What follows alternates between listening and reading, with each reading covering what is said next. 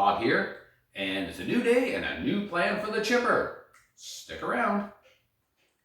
What we need to figure out is the location of the auger, or the cutting head, to direct drive onto here.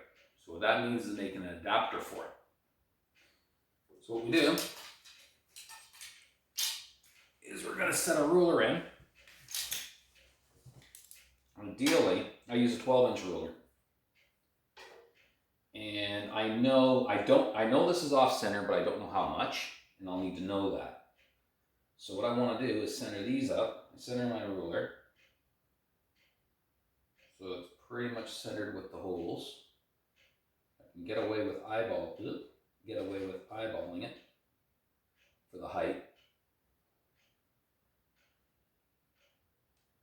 And just a question of sticking some clamps on here to hold it.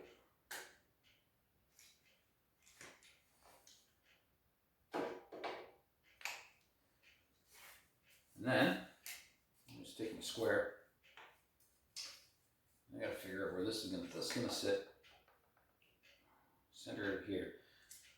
Because I centered the ruler, it's a 12-inch ruler. My center line is 6 inches off. Now, I've measured my shaft before and it's 7/8 of an inch. So I can measure here, I got 6 1/8, add the 7/16, which is half the diameter, which will leave me 6 9/16. So I'm off center, 9/16.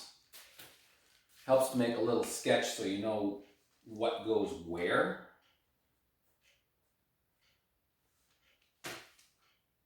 And I also need to figure out from here to here. What do you take for that?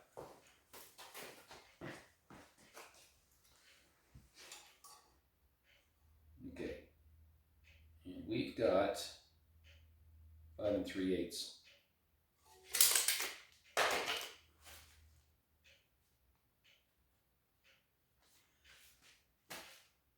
And now personally, I like using rulers for measuring things, not tapes if I can. What I need to know is the center to center for the holes.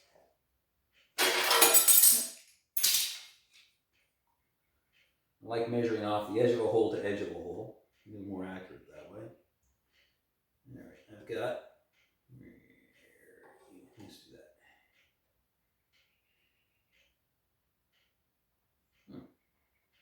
I was hoping it'd be a nice round number, but it doesn't look. Oh, here it is.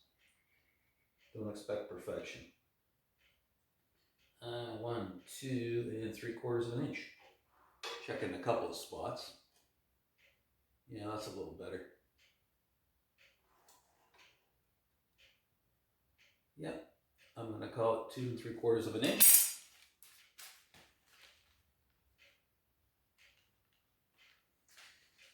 Okay. One more before I forget, because I might need that. We've got 10 1/16.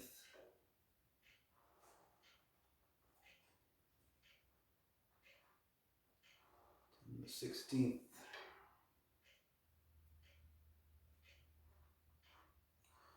All right, 1 more 1/16. Okay, so that's 5 1/32.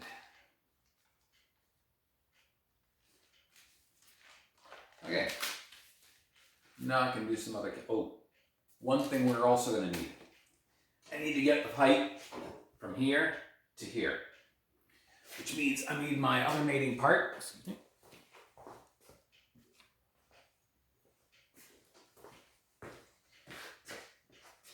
Because I need to figure out when this thing sits from here to here. And I should also figure out from there to there. So if I'm going to do another sketch, maybe my motor shaft is here, and the chassis is down here. I need to figure out that distance. And from that point up to here,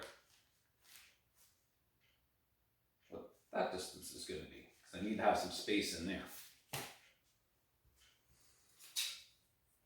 All right.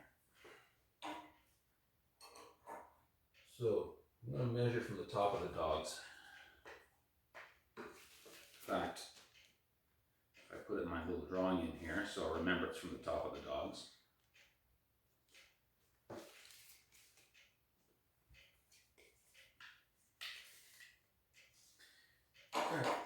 We'll end up with something like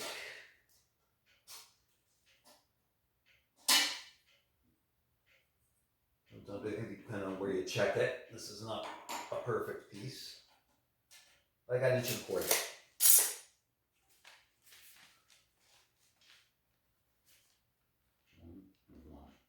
Quarter. Now, what do we got here? A lot less than 1.25 inches, so you can see there's going to be some interference. Well, we will fix that.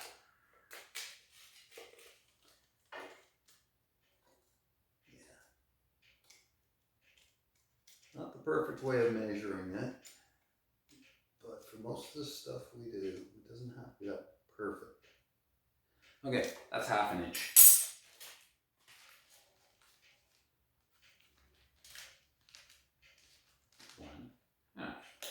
So I got 3/4 inch of interference. But if I use a 1 inch space, I lose the 3/4 inch interference, plus I gain an extra 1/4 inch.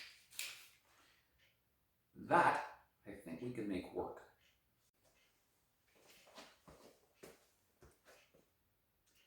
Next order of business is an adapter screw. I got a 3/8 fine thread bolt, and that will fit into the engine shaft. And I got to turn it down, cut it off, turn it down for 5/16 fine. That will fit into the cutting head. And by making this little screw, I can mate them both together to make sure my calculations are actually going to be right and actually going to work. So.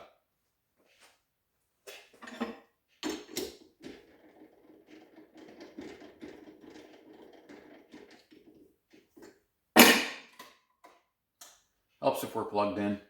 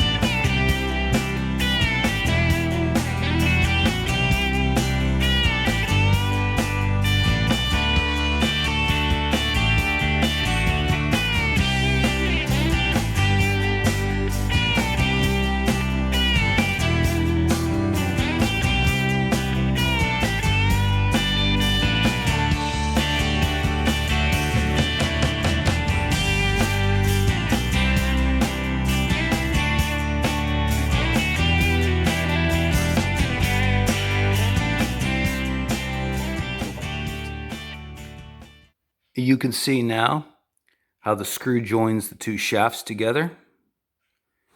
You can also see it sitting rather precariously on blocks. But if I don't do this, there's a good chance I'll make mistakes and not catch them.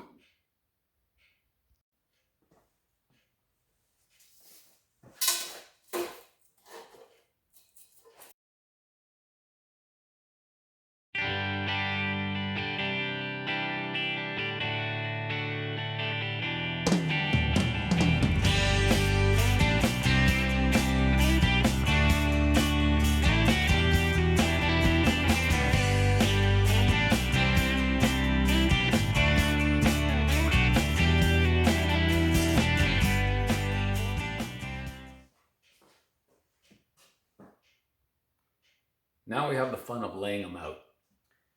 You can see how I clamped the two pieces together. I cut them at 19 inches. The top hole, I don't know if you can see this or not, the top hole is going to be about 18 inches to the ground. So I made them a little extra long. And if I'm going to screw up, this is probably where it's going to be. So this is where I got to be kind of careful. Double check. I've learned one thing. Double check, triple check. Okay. It doesn't cost you a whole lot more time, but it can cost you a lot more material if you make a mistake. All right. So let's just figure this out. Now you can see my moment of idiot. Sorry. This is why I said check and recheck. Here's a fine example. You'll notice that these holes somewhat line up with studs. Great. These way off. Because in my infinite wisdom, I went off the center. That dimension, 5 3/4, wasn't to the first hole from these two holes. It was from this one to what would be the center one. So yeah, I got to relay it out and do it again. I won't bore you with that. Next time you see this, it'll be on the next step. New layout. And I don't know if you can notice this or not, but it was a double screw up on my part. The 5 3/8 was completely wrong. That's why the 3 bottom holes were completely out as well. Anyways, again, this is why we check.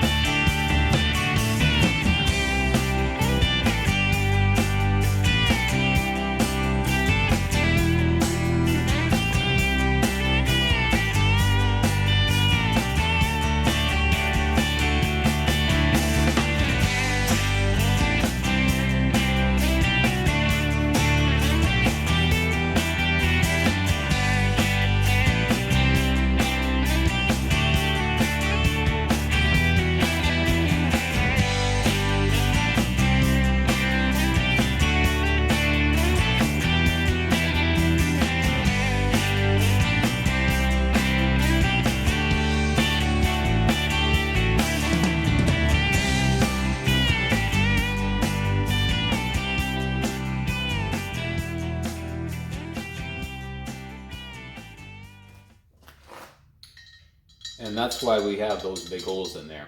Otherwise, I can't, the studs are too short, so I won't be able to get a nut on. So you can see the tubes bolted in. Got the nuts inside of there. See down there. And the shaft isn't perfectly aligned yet. The problem we got right now, this thing and that, there's a bit of interference. Come over here.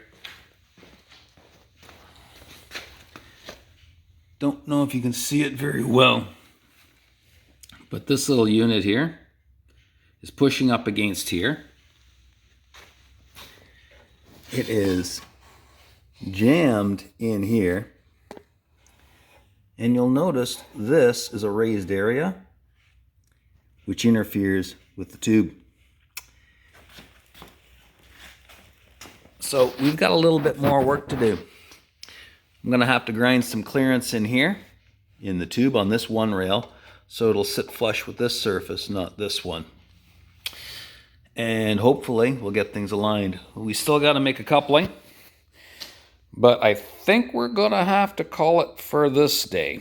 This video is getting a little bit long, so we'll call it for now, and we'll have to catch you on the next one, and hopefully we'll have it running by then. Take care, have a good day, and bye for now.